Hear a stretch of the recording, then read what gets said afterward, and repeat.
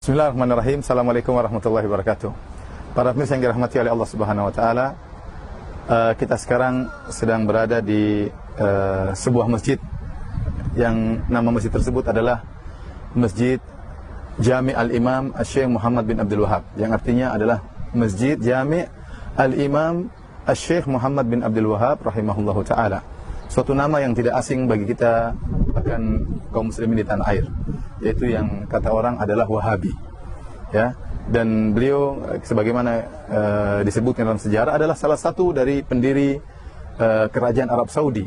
Oleh karenanya kalau di Arab Saudi kita tidak heran jika rakyat Arab Saudi begitu cinta kepada Syekh Muhammad bin Abdul Wahab rahimahullahu taala, karena dia ibarat seperti pahlawan, seperti Imam Bonjol, seperti Pangeran Diponegoro yang berjuang untuk mendirikan kerajaan Arab Saudi.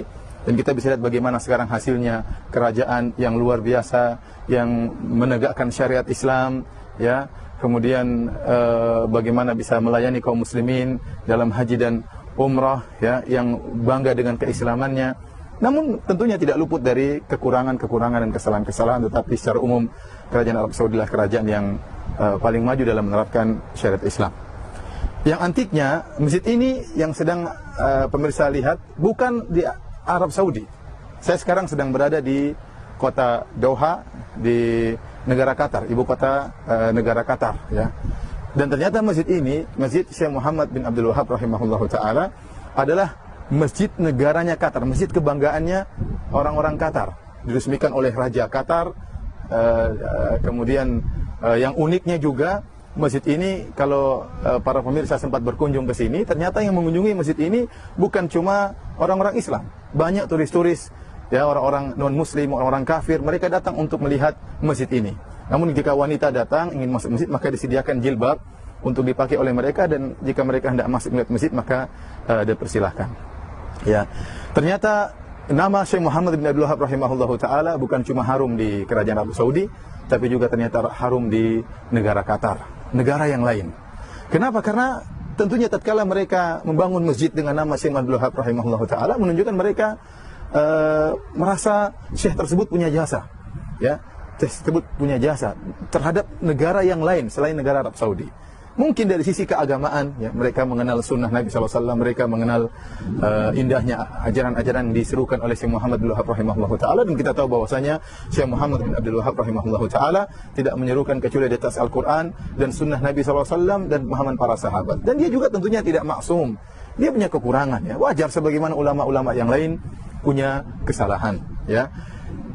Namun yang ingin saya sampaikan pada kesempatan kali ini, ya, betapa banyak, ya, suara-suara sumbang yang menjelek-jelekkan Syekh Muhammad bin Abdul Wahab rahimahullahu taala, menggambarkan bahwasanya beliau adalah seorang yang sangat sangar, yang sangat membenci kaum muslimin yang lain, yang sangat suka mengkafirkan kaum muslimin yang lain, ya. Dan suara-suara sumbang tersebut berlanjut hingga saat ini.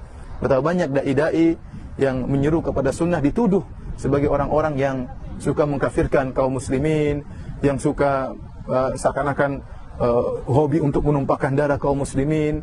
Dan ini semua adalah kedustaan yang sangat nyata, kedustaan yang sangat nyata. Ya, kita lihat Arab Saudi, ya, yang dengan jelas-jelas negaranya didirikan oleh Syekh Muhammad bin Wahab rahimahullahu taala, ya, ternyata negara yang sangat ramah, melayani jamaah haji, melayani jamaah umrah. Apakah ada jamaah umrah ke sana datang kemudian ketakutan, takut dikafirkan, takut dibunuh, takut ditumpahkan darah? Enggak benar. Bahkan bagaimana kerajaan Arab Saudi sering memberikan bantuan kepada kaum muslimin di tanah air, di Aceh, di mana-mana, ya, tanpa memandang mereka mazhabnya apa, dibantu. Ini kaum muslimin mereka bantu, bukan cuma Indonesia yang dibantu, di Palestina dibantu, di Suriah dibantu. Padahal berbeda mungkin pemahamannya. Ya, kalau mereka mengkafirkan, ngapain bantu orang kafir? Ngapain Arab Saudi bantu orang kafir? Ngapain Arab Saudi bantu orang Yaman? Secara mazhab berbeda. Secara madhab berbeda, tapi ternyata mereka menganggap seluruhnya adalah kaum muslimin yang harus dibantu. Seluruh kaum muslimin yang harus dibantu, baik di Yaman maupun di Suriah maupun di Palestina, dan bahkan juga di tanah air kita yang kita cintai, tanah air Indonesia. Demikian juga lihat negara Qatar yang mereka rakyatnya mungkin berpemahaman seperti pemahaman Syekh Muhammad bin Wahab rahimahullahu taala, ternyata juga tidak mengkafir-kafirkan orang datang ke sini, bahkan turis kafir saja boleh ke sini. Ya, turis kafir saja boleh di sini. Kalau seandainya mereka sangar dalam mengkafirkan, kemudian suka menumpahkan darah, ngapain biarkan turis ada datang ke pada berdatangan ke masjid yang penuh berkah ini. Ini adalah gambaran yang menunjukkan bahwasanya ternyata dakwah Syekh Muhammad Abdul Wahab rahimahullahu taala ya menebarkan rahmat bukan cuma di kerajaan Arab Saudi, bahkan di negara-negara tetangga yang mengerti betul akan dakwah Syekh Muhammad Abdul Wahab rahimahullahu taala. Yang jadi masalah para pemirsa yang dirahmati Allah Subhanahu wa taala, banyak orang yang menilai tentang Syekh Muhammad Abdul Wahab rahimahullah tidak langsung dari buku-bukunya. Tidak langsung dari buku-bukunya, tapi mendengar dari yang lain. Ya, tentunya waktu di zaman beliau, waktu beliau berdakwah terjadi pertentangan. Itu biasa, ya, namanya orang tidak setuju kemudian terjadi pertentangan. Apalagi Syekh Abdul Wahab rahimahullah taala benar-benar serius dalam masalah memberantas kesyirikan. Bahkan kuburan-kuburan yang tinggi diratakan oleh beliau, dan ini membuat sebagian orang tidak suka, sehingga terjadi bantahan-bantahan, tuduhan-tuduhan bahwasanya dia dikatakan ngaku sebagai nabi, dikatakan mengkafirkan kaum muslimin, tuduhan yang macam-macam. Ya, oleh karena seorang terkadang mencela syekh tersebut dan tidak tahu tentang hakikat dakwah beliau. Kenapa hanya menukil dari orang lain? Ya, kalaupun dia membaca buku Syekh Abdul Wahab rahimahullah taala, dia hanya membaca dari sebagian, tidak membaca dari seluruhnya. Alhamdulillah sekarang sudah ditulis disertasi dan tesis mengenai dakwah beliau, bagaimana dakwah beliau yang sesungguhnya yang menyeru kepada Al-Qur'an dan sunnah Nabi sallallahu alaihi wasallam. Ini sedikit dari tuduhan dari suara-suara sumbang yang menuduh yang tidak kepada Syekh Muhammad Abdul Wahab rahimahullah taala. Ada tuduhan-tuduhan lain yang juga sering kita dengar, misalnya dikatakan Syekh Muhammad Abdul Wahab rahimahullah taala membenci Ahlul Bait. Padahal tidak benar. Padahal anak-anaknya rata-rata kalau tidak salah 6 orang semuanya dinamakan dengan nama-nama Ahlul Bait, ya. Kemudian juga dituduh misalnya kalau tentunya beliau benci dengan Ahlul Bait, kenapa beliau menamakan anak-anak beliau dengan nama-nama Ahlul Bait?